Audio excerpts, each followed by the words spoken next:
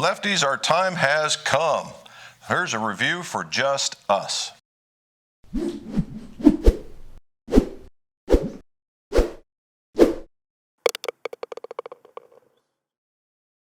Welcome back to the mcgolfshop. Jim McCleary, Most Warrior Certified Club Maker, Club Fitter, where we talk about club repairs, club reviews, this one, and club fittings. If you would, like, subscribe, swing and hit that bell down below, and that way you get more of these videos when they drop. So what are we talking about, right? I mean, lefties are typically, we're not the biggest crowd in the golfing public.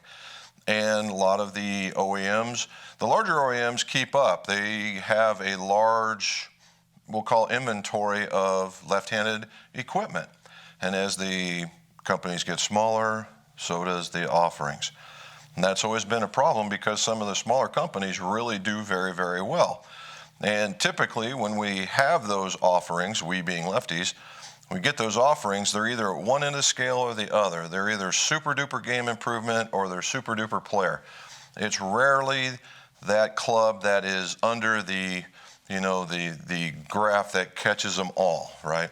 The super duper game improvements for a small amount of even the smaller amount, and the same thing for the upper end. We now have something that's in the middle, all right? And when I mean the middle, this is the middle of just about everything. And it is the new level 1102, all right? The new level 1102. It is a forged club with some CNC milled in the back. It is a very, very nice club, and it hits just about every middle of the road mark. However, don't take it from me, take it from Eric, and he is going to tell us more about it. Hi, Eric Birch here with New Level Golf. Hey, I want to chat with you a little bit about our 1102 forged iron. This is our first forged iron and our first iron overall for left-hand players. The 1102 is kind of aimed towards the biggest part of the bullseye in terms of size and in terms of the overall profile of the golf club. It's a progressive offset golf club where there's a little bit more in the long irons and yet very clean in the short irons. Has a fairly wide sole, but not overly wide, and it has our leading edge grind to help with the turf interaction for most average players. It's a one-piece forged product. It's forged from 1020 carbon steel with our CNC milling and finishing process where the grooves in the back section are all milled to spec. Very good golf club, has been very popular thus far. Suggest you give it a try. I think you'll like it. Eric, appreciate it, buddy. He has had a very high success rate with the other new level products, which we've tested. You can see a video up here. And so now we are going to go test it. And just like every other review, we're taking it to the shop to make sure it is what he says it is. And then we're going to do some testing. So let's go to the shop.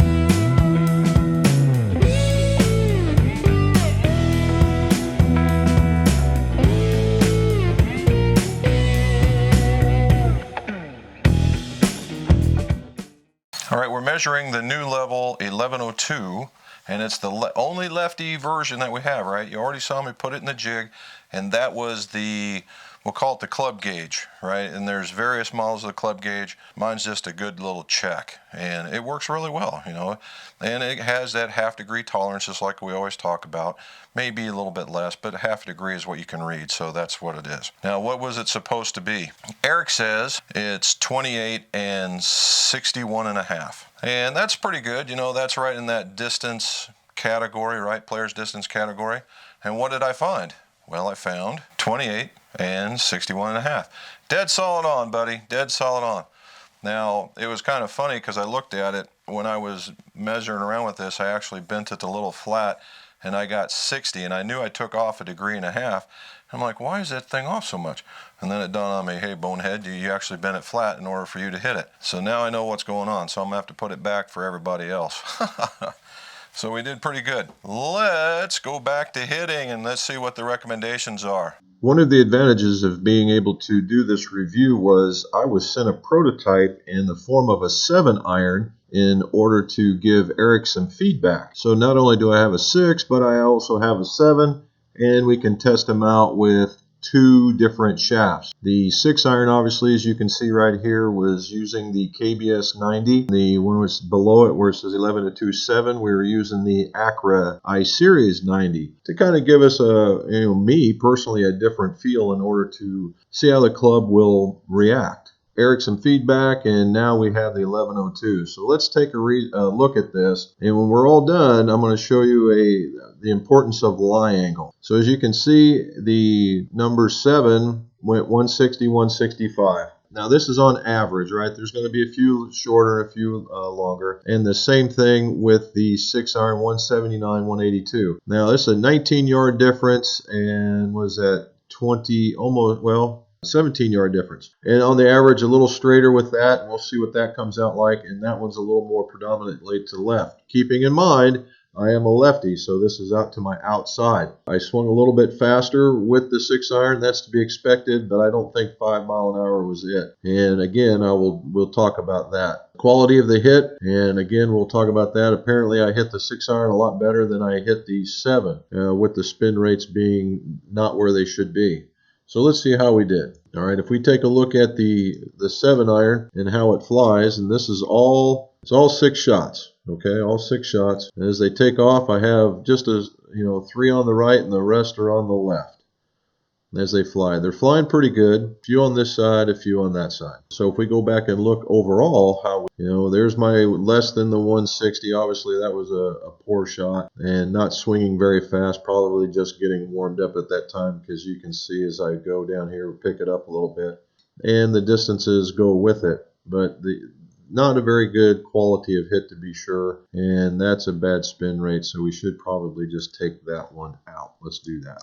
So now we have an overall, but I like keeping the 5 here, and you'll see here in a while. So in reality, about a 160 to 165 type club.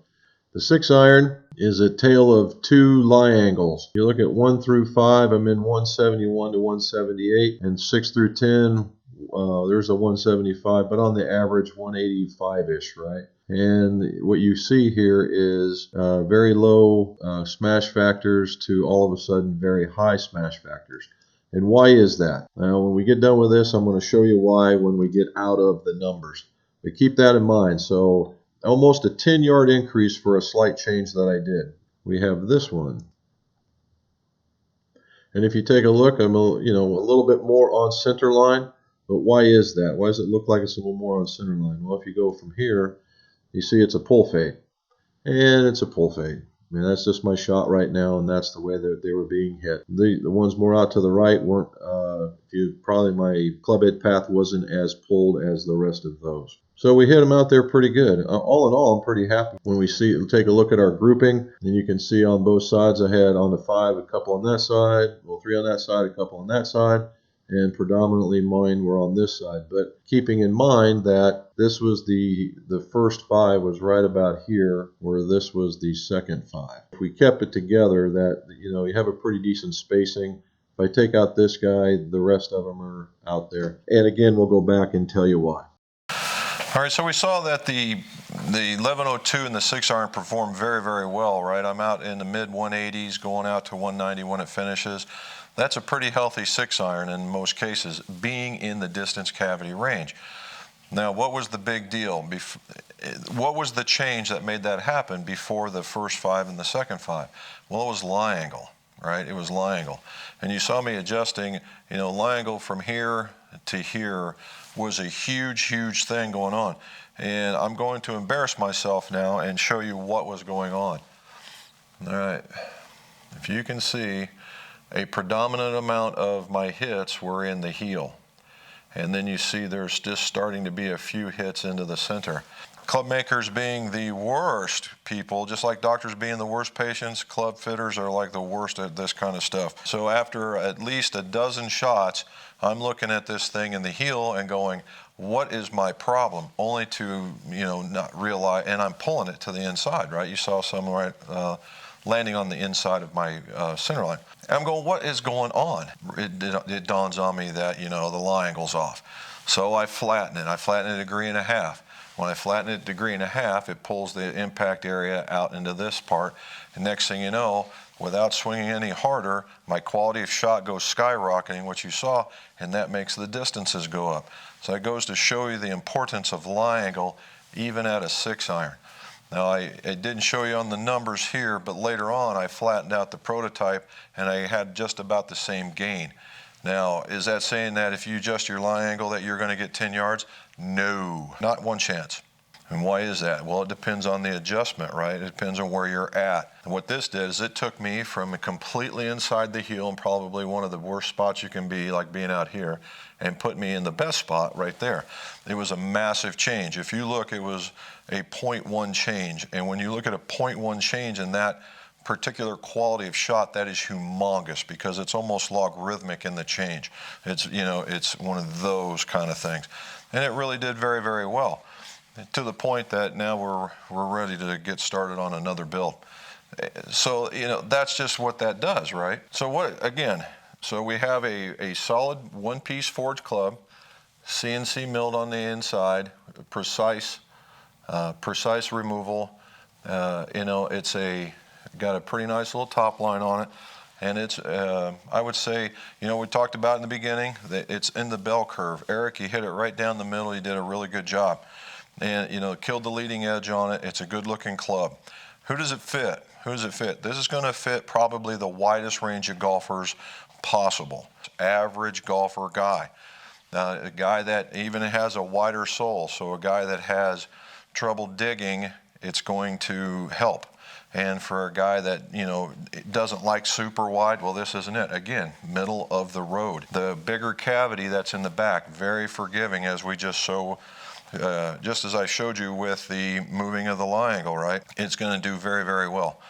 I truly think that, this is for the under the bell curve, this will fit probably the largest number of average golfers, from just above the guys that are beginning that really need the help to just under what you got, super duper low handicappers. Lefties, right? Lefties. If you want a forged club, right? You want a forged club that you most likely, and I say most likely because there's no real absolutes in golf, that's going to work for you.